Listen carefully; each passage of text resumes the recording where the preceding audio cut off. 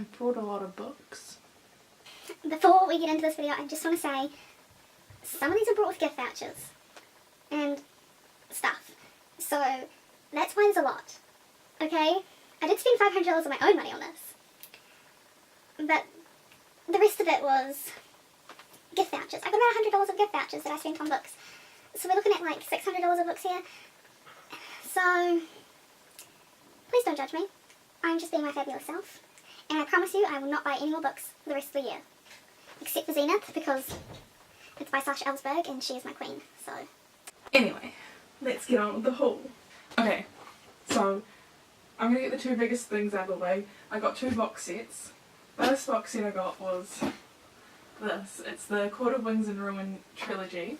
I believe this is all the books. There's speculation, I think, that there's going to be more books, but I've also heard that A Court of Wings and Ruin was kind of bad, so it might have petered out and not happened. I don't know. But these two books, I haven't read this one yet, but these two books are really, really good, guys. I'm going to read these two at least. You don't have to read Wings and Ruin. I haven't read it yet, so I don't know. I'm not giving my opinions yet, but it's a Beauty and the Beast retelling, which is why it's called A Court of Thorns and Roses, but it's new adult, so that's it's older than young adult, but younger than adult. Does that make sense? It's aimed at 18 to 25-year-olds. So that's that. That's my first one. And the second one, so the second box set I got is like a well-known story, which I love, and I think everybody else on the planet loves, and probably has a copy of it, but I didn't have a copy of it. So I went online and I saw this really cute one. It's Harry Potter. Look at that picture, guys. Look. Look at that. Look at that. It's freaking Hogwarts on the spines as well. We need to appreciate these covers, guys, because these covers are beautiful. I'm going to show you every single cover because you have to see it. Look, it's Sorcerer's Stone. Focus camera. Okay. Like, they're all freaking amazing. Here's some blessings on your day. Oh, look at it. Oh my gosh, it's so pretty. And look at the back. Oh, it's so pretty. Look. Oh, it's so pretty. Look at the back. Oh, it's so pretty. Look at the back of that. Look at the detail. Oh, the last one. Oh my gosh. That is, oh my gosh, I love this. I didn't see this one. This is my favourite, the picture on the back of the last book. Oh. I feel like this isn't a scene that you often see played out, like in pictures. And they've done it really well. We can just end the haul here, like, I'm just gonna say, this pile comes up to here. First book is The Handmaid's Tale by Margaret Atwood. I watched the TV series for this and I really, really, really, really liked it. It's about these women who are forced to be what's called a handmaid because all of the women in the, like, dystopian world, like, it's really hard to get pregnant now, and so most of the women can't have kids. And so they're like handmaidens, they like are surrogates for them. And it's really, really good. So if you're not going to read the book, at least watch the series. The next two I have are On the Other Side by Carrie Hope Fletcher. I have no idea what this is about, so don't even ask me. And All the Right Places by Jennifer Niven. I got the audiobook out for this like a week ago, and it was freaking amazing. So I had to get the book. What I think is really cool about this edition is Benjamin of Tomes. He's a booktuber. He's quoted in the thingy as well. I'm going to go into more detail about this in my wrap up for January, if I do a wrap up. I don't know if I will because I haven't really read that much. This is pretty much all I've read. So it was good. That's what I'm saying. Okay, the next two I got are essays. Essays are very fancy. This is Politics in the English Language by George Orwell. I was expecting this to be a bit more sturdy than it is. It is actually really floppy. From what I've seen online, it looked more big, like it looked slightly bigger than this, but it's not. It's literally just a thing stapled together, a couple pages stapled together, was $5. $5. But basically, this is about how politics and the English language are related, and I saw it, Ariel Bassett talk about it, so I got it. Also, in the back, there's a review of Mein Kampf. Just casually, a review of Mein Kampf by George Orwell, you know, just as you do. And then the second essay I got was A Room of One's Own by Virginia Woolf. I'm gonna just read what it says on the back, because I can't explain it. Virginia Woolf's blazing polemic, I've never read that word before, but Virginia Woolf's blazing polemic on female creativity, the role of writers, and the silent fate of Shakespeare's imaginary sisters remains a powerful reminder of a woman's need for financial independence and intellectual freedom. And it says, this was written in 1928, and it says that this essay is based upon 2 papers read to the Art Society at Newnham Odita, one damn thing after another, Society at Girton in October 1928. The papers were too long to be read in full and since have been altered and expanded, so yes. And then I got 2 little Penguin Black classics because they're so tiny and easy to get through, so I got To Be Read at Dusk and A Terrible Beauty is Born. I have no idea what they're about, so I'm not going to say anything about them. Okay, and the next 3 I got all Penguin English Library classics. They're really, really, really pretty. This is basically a collection that Penguin has done of English writers. Yeah, there's not much more to say there, but the covers are really pretty and I wanted to buy them, so I did. The first book is the one that made me want to buy them. It's The Ten of Wildfell Hall by Anne Bronte. I still haven't finished this, but it is probably my favourite Bronte book ever. So, yeah, as you can see I've done a lot of notes. I got this out from the library, and I ended up buying myself a copy because it was just so good. And then I saw that there was like an entire collection of books with these same pretty covers, and I was like, wow. And so I got 2 other books from the English Classics, Penguin English Library Classics editions. I got Wuthering Heights because I'm going to give this another go because I hated it the first time round. I think I went into this expecting it to be a romance, and it's definitely not a romance. And I've heard a lot of people say that that's how people get disappointed in the novel. So I'm going to reread it, not reading it with the expectation of it being a romance, and I'm going to give it another shot, and hopefully I will actually like it this time, because everybody seems to like this one. This seems to be everyone's favourite Bronte, but it's not mine, so I'm done. And then I got Moby Dick, because I like whales.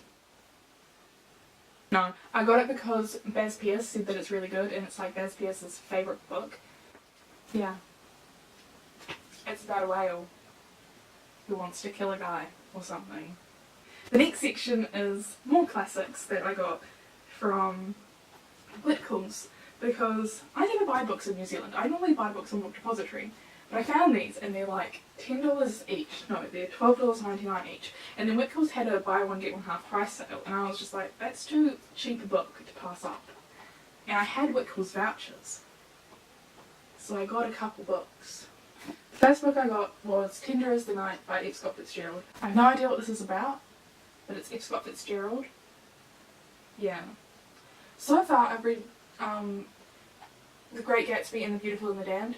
I was kind of on The Beautiful and the Damned, but I definitely like The Great Gatsby, so I got another one to see if I like it. And it was cheap. Then I got The Art of War by Sun Tzu. This book is really, really, really, really old, and it's basically a manual on war and how to go about war. And it was written by this Chinese dude, I think he was Chinese, way, way back, in like BC times. Okay, so the author lived between, it was circa 551 to 496 BC. So it's old. And it's lasted a long time, so it must know what it's talking about. Then I got The Picture of Dorian Gray because I read my dad's copy and I really liked it. I wanted my own copy. Then I got The War of the Worlds by H.G. Wells.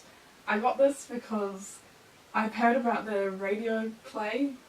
At one point there was a radio production of this, and it was played, like they made it as if it was a news broadcast, and they were like, aliens have invaded the country. And it was in the, like, way back in the 50s or something, and everyone actually believed it, and there was this widespread panic of people going, oh my god, aliens have invaded, no! And then I got Joseph Conrad because, I got The Heart of Darkness by Joseph Conrad. I got this for no other reason than Baz Pearce said that its treatment of some characters was very 18th century. And I want to know what that means. Okay, one of my goals this year is to read at least 2 Russian classics because they're so massive and they always intimidate me. And so I brought 3 so that I can have some wiggle room. But yeah. All of these apart from one are in the Penguin Vintage Russian Classics collection. So basically the Penguin's Russian collection is this very, very beautiful collection. And the collection was released like a couple years ago. The first one I'm going to show you is Anna Karenina. Anna Karenina. It's about Anna Karenina. Basically it's about this woman who has an affair, and it's made very relatable, and that's the magic of Tolstoy because you see her thought process and how she ended up at the point where she cheated on her husband. Yeah, and then she does something at the end of the novel which will make you cry.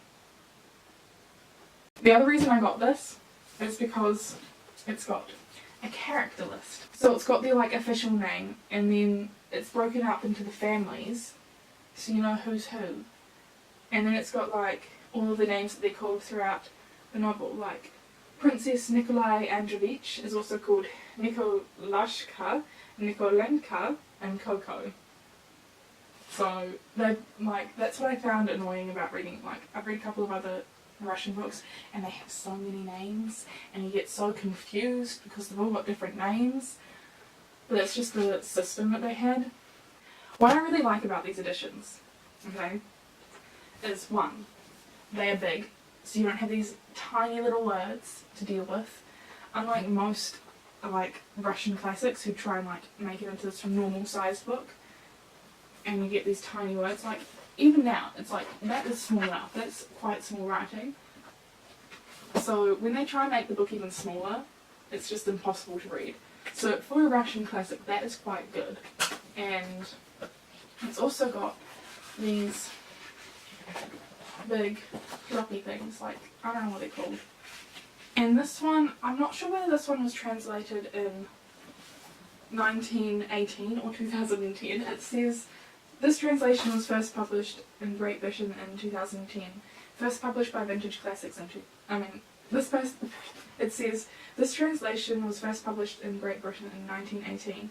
First published by Vintage Classics in 2010. So I think they probably would have revised it if it was translated in 1918. So yeah. But my dad also went out. I didn't buy this, my dad did. He brought me a copy of this, just a second-hand old copy, which was translated in 2007 of Anna Karenina. So if that one I find too difficult to read because it's too old, I'll go for this one. And this one's also pretty. It's got a pretty cover. They've all got pretty covers. And then the next one I got was Crime and Punishment by Fyodor Dostoevsky. This is about a guy who decides to kill someone and he doesn't think about the consequences and he thinks the consequences won't affect him and he's like, ha ha ha, whatever, I'm so great, it won't matter. And then for the rest of the novel, the rest of the massive novel, can we talk about the massive novel, he feels sad and regrets it. And it's an interesting study of people and how they can trick themselves into thinking that they're a person that they really aren't. And on the back it says, freedom will no longer be dear to him. He'll fall to thinking get entangled, he'll tangle himself all up in the net, he'll worry himself to death. So yeah, Crime and Punishment, that's the next one. Also another very pretty one. They're all very pretty, which is why I chose them. Even though I should have probably looked at the date of the translations. Let's look at the date of the translations. This one was translated in 1993. So it is kind of old, but not really. And then the final one I got, the final book of this haul, is War and Peace by Leo Tolstoy. This is probably the prettiest one out of all of them in my mind. Like, oh, it's also the fattest one. And this is the main one on my agenda of things to read. Because I watched the TV series so that I could prepare for reading this. Because it has a ton of characters. Like, Anna Karenina has a ton of characters. But they all focus around Anna Karenina, so it doesn't really matter. But this one is just everyone. Like, everyone has equal time in the novel and is equally important to the novel. So,